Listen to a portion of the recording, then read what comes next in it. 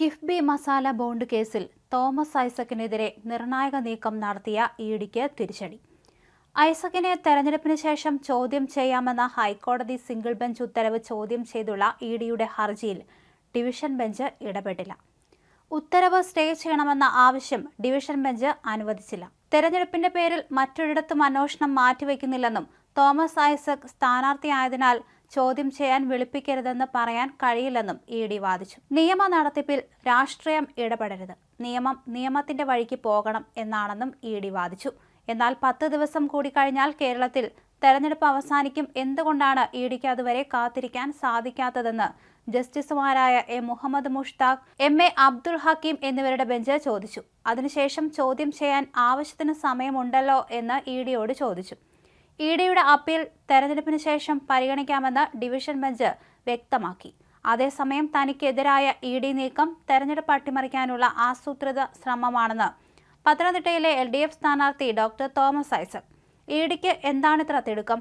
തെരഞ്ഞെടുപ്പ് കഴിയും വരെ ഹർജി മാറ്റിവെച്ചിട്ടുണ്ടെങ്കിൽ എന്തെങ്കിലും സംഭവിക്കാൻ പോകുന്നുണ്ടോ? എന്തെങ്കിലും മാറ്റം വരാൻ പോകുന്നുണ്ടോ? നാളെ കോടതി വെക്കേഷൻ ആരംഭിക്കുകയാണ്. അതിന്റെ തലേന്ന് ഇത്ര ധൃതി പിടിച്ച് ഇഡി ഓടിച്ചെല്ലേണ്ട കാര്യം എന്താണെന്നും ഐസക് ചോദിച്ചു.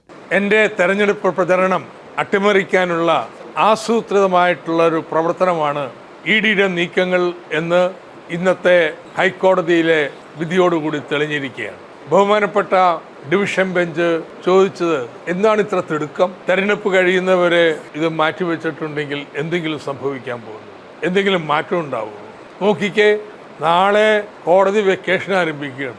അതിൻ്റെ തലേന്ന് ഇത്ര ധൃതി പിടിച്ച് ഇഡി ഓടിച്ചെല്ലേണ്ട കാര്യം എന്താ ഇരിക്കുന്നത്? അതിലൊരു ഗൗരവമായിട്ടുള്ള കാര്യമുണ്ട്. സീൽഡ് കവറിലാണ് കോടതിയിൽ ഇഡിയുടെ സ്റ്റേറ്റ്മെന്റ് കൊടുത്തത്. സീൽഡ് കവറിലെ സ്റ്റേറ്റ്മെന്റ് എങ്ങനെ ചില പത്രക്കാർക്ക് കിട്ടുന്നു? ഇഡി രാഷ്ട്രീയം കളിക്കുകയാണ് കേട്ടോ. ഏതായാലും ബഹുമാനപ്പെട്ട ഹൈക്കോടതി ഈ നീക്കത്തങ്ങ് കൂട്ടുന്നില്ല. തെരഞ്ഞെടുപ്പിന്റെ പവിത്രത അത് കോടതി ഉയർത്തിപ്പിടിച്ചിട്ടുണ്ട്. ഇഡിയുടെ അപ്പീല് തന്നെ തെരഞ്ഞെടുപ്പ് കഴിഞ്ഞിട്ടേ നോക്കത്തുള്ളൂ എന്നാണ് പറഞ്ഞിരിക്കുന്നത്. യഥാർത്ഥത്തിൽ എന്താ ഉണ്ടായത്?